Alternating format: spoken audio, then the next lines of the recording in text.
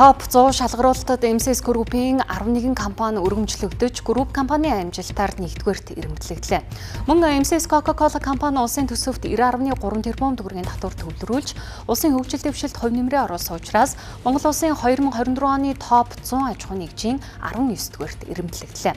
За, дэлхийн брендийг Монголын хэрэглэгчдэд хүргэхийн сацуу, байгаль орчин, нийгэм дээлтэй бизнес эрхэлдэг нь тус компанийн онцлог юм а.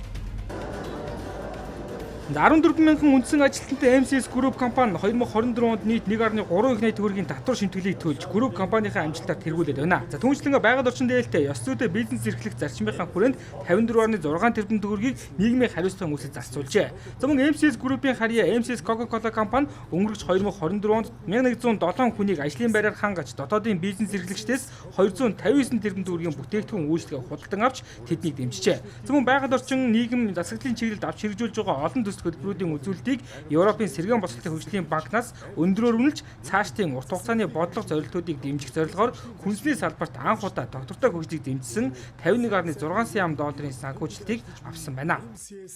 24 оны хугацаанд бид 90 тэрбум төгрөгийн татвар шимтгэл төшөөс төлсөн байна. За, мөн одоо шинээр Монгол улстай төдийгүй бүс нутагтаа хамгийн анхны хуурай асептик технологиор бүтээгдэхүүн үйлдвэрлэдэг juice цай үйлдвэрлэхийн үйлдвэрийг ашиглалтанд орууллаа. Энэ бол одоо дэлхийд 7-д орж байгаа технологи, шинэ технологийн үйлдвэр.